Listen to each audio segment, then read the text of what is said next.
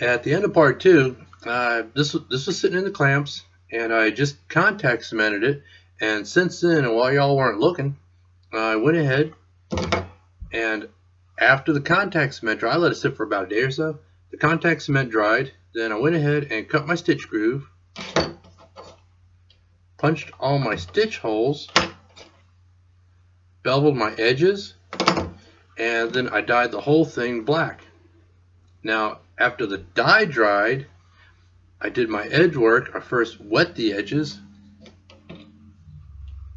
burnished them, gum tragged them, burnished them again, and after that dried, well, first I let the water dry, then I gum tragged them and burnished them again. Then I let the gum trag dry again and put more gum trag on it and burnished it again. After that was done, I went ahead and I wet the whole I wet the whole thing. Just no fancy process, no exact water temperature, timing, or anything. I just go into the bathroom, turn the water on until it's kind of warm-ish, and hold it under the water. Open it up, let the water get inside, soak it on the outside, wet the strap too. And once I feel it's wet enough, I go ahead and I shove the gun in. Well, it's a blue gun. And first you take and you move it around, wiggle it around, and get it down in there. And if you get the gun in there, then you kind of, what I do is I just mash it around with my fingers a bit till it looks about the way I like it. Now this gun is, like I said before, it's Smith & Wesson J frame, and the gun I'm making it for is also a J frame, but it has a longer barrel with a full barrel underlug. And in order to get this opened up to the right size to fit that other gun, which is a Smith & Wesson 640, I took my mallet handle, pushed it up in there, and opened that hole up while it was still moist. Now there's plenty of room to fit an underlug in there. Now when I originally cut the leather, I cut it a little bit long. See if I can get that in there to fit the longer barrel. So it should fit just right. Now, after that dried, after that was all done,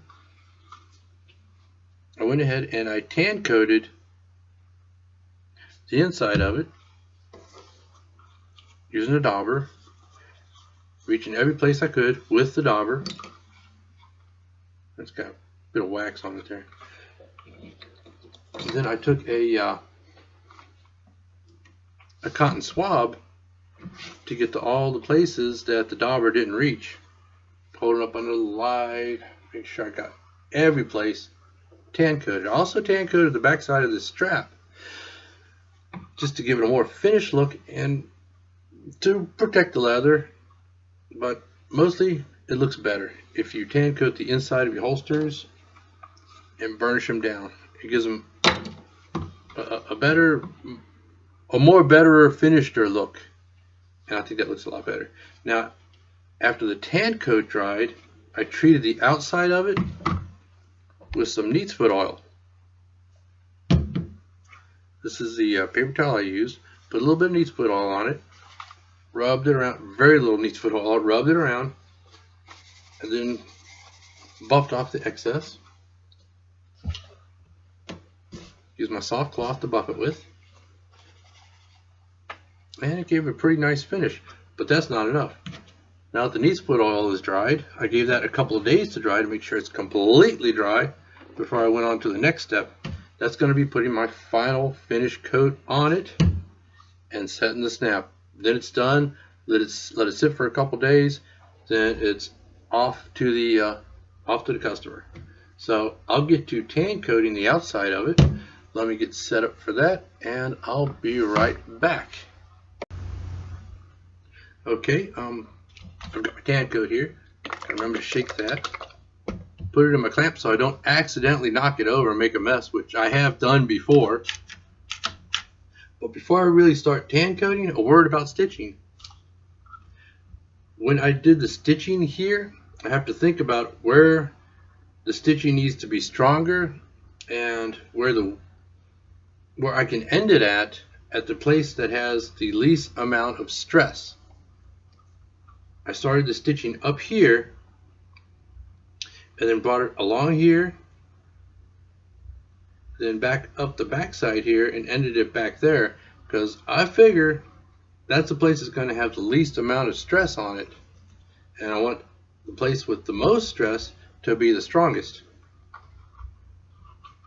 And stitch grooving, it really isn't necessary with today's threads. I don't always use a stitch groove, but I do. I still do, but not always. But on this one I did. Anyway, on to the tan coating. Let me give this another shake.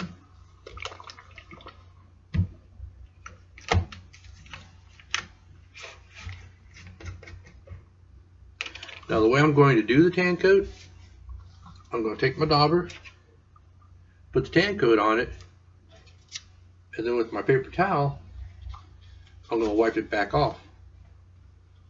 So I don't have great gobs of tan coat, but just a nice thin coat that'll protect the leather. So we'll start with the front.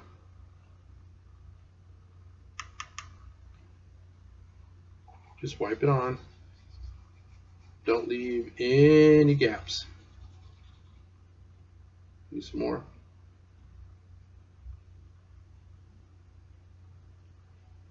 There we go.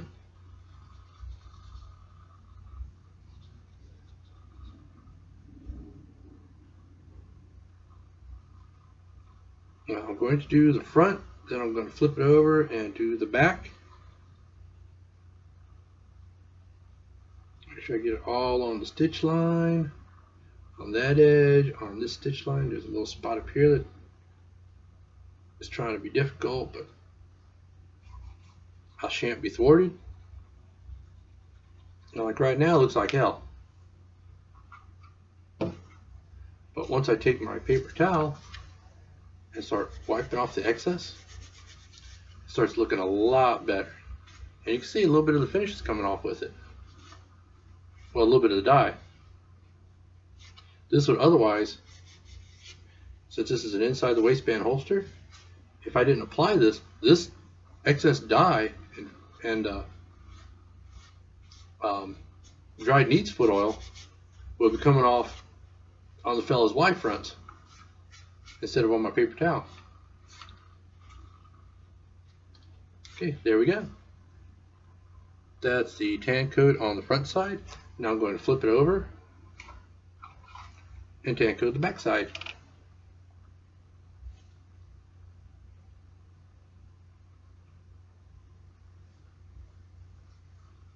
Start at roughly the center point. A little bit of an overlap there. Get down along here. Sure I get that stitch line.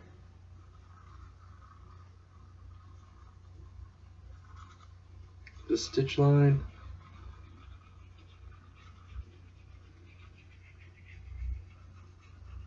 Now, while it's not so important to keep your stitch line pretty on the back side, I still try to. I try to keep it lined up straight.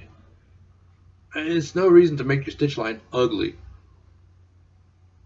just because it's on the back side. Try to keep your stitches straight.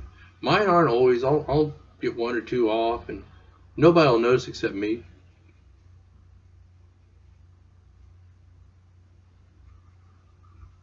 Okay, I got the tan coat on there. Actually, I want a little bit more. Like right around here.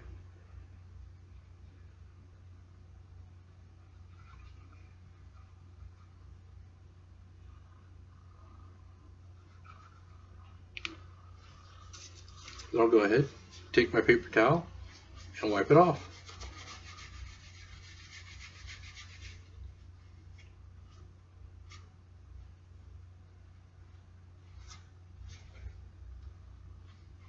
Now,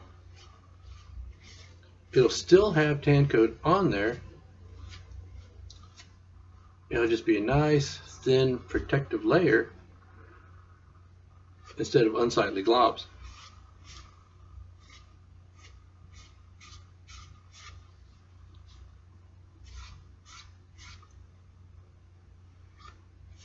Now I'm going to go back to the front side and use a different section of the paper towel and buff it a bit. So you put the tan coat on, wipe off the excess, and after it dries for a little bit, you take another section and then you buff it. At least I do. And that gives it a bit of a gloss on the finish.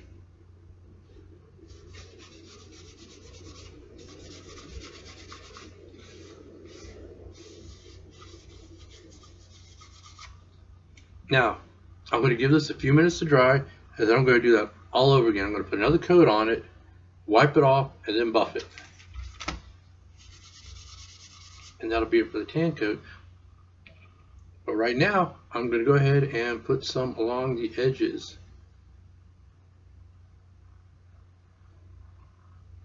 Now, gum trag is pretty good at giving you nice edges, but I found that if you put a top coat, like tan coat on it, on your edges afterwards,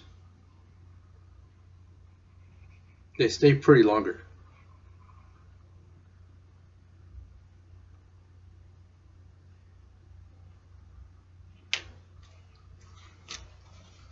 Same thing, I'm going to let it sit and soak in or whatever.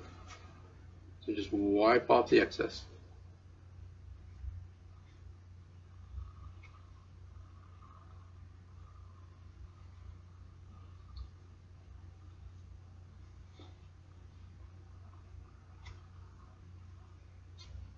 Basically, when you're making a holster, you have to pay attention to each and every aspect. Oh man, I get tan coat on my mat. Oh well, it wipes up. This is dry enough for me to hold, kind of. So I'm going to go ahead and put some tan coat around this top edge here.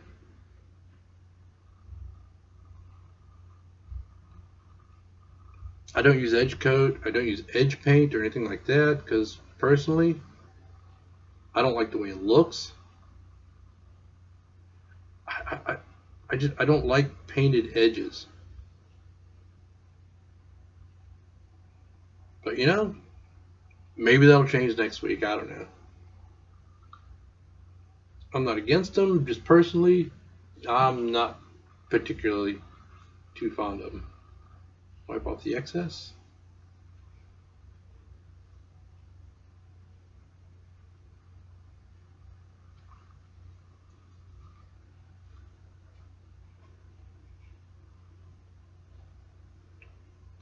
Now this dauber that I'm using, get a nice shiny edge on top. This dauber that I'm using is one that I've been using for a while now.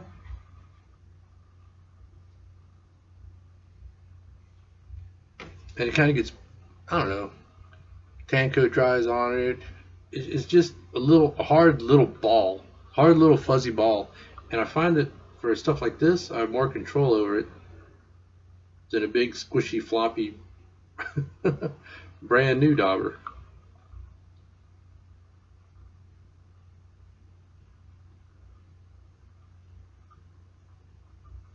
So after this is done, I'm going to go ahead and rinse my dauber in hot water and let it sit and dry. Then it'll be ready for the next time I tan coat something.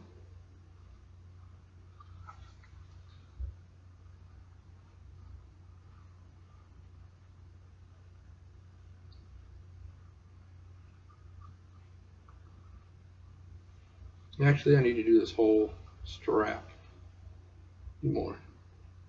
Tan coat on it.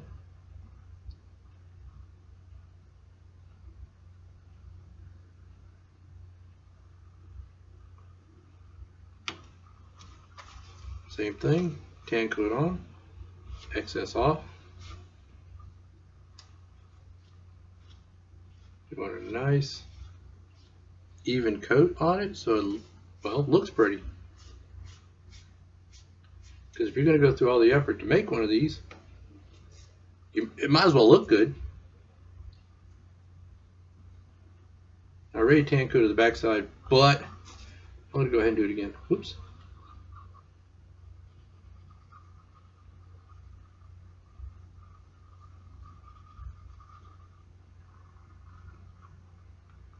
I like to put my finish on before I do any kind of snaps or anything.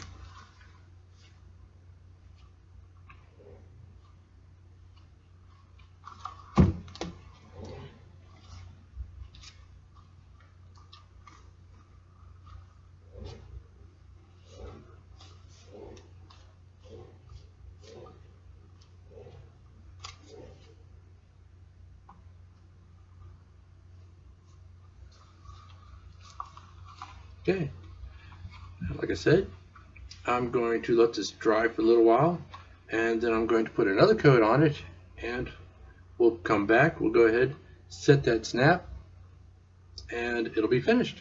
See you then. This top coat is mostly dry.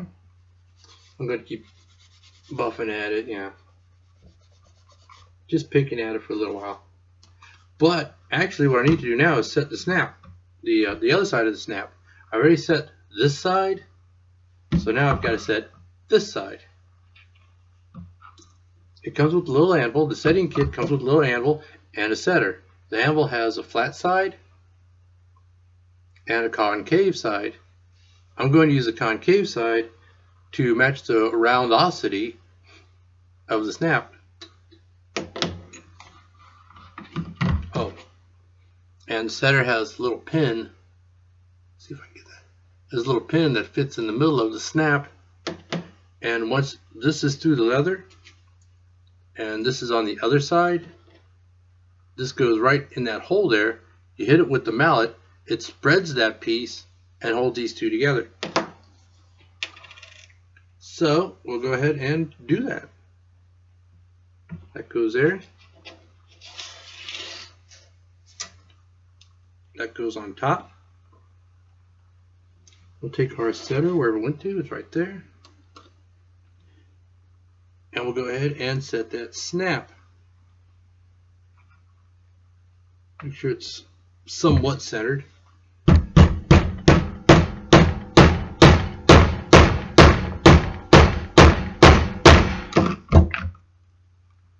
Okay. That looks good around it over. Let's go ahead and try it, make sure it works. Well, it worked that far. And it works that far. So there's our snap set. Okay.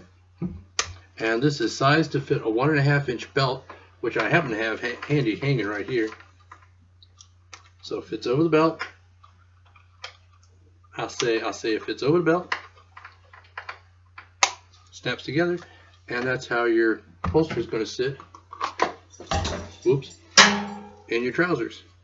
Now it's an inside the waistband, so this part will fit up over your trousers, and the gun will sit on the inside. Since it is reinforced, you'll be able to reholster it. And the fella I'm making this for is going to have it for appendix carry. That's why I've got this nice rounded edge, so don't poke you in the leg or, well, anywhere else. So, you put it on, you snap it, take it off, comes right off. I'm going to put my belt back. I should say it'll fit up to a 1.5 inch belt. I believe he has a 1.25 inch belt, so it should just fit him just fine.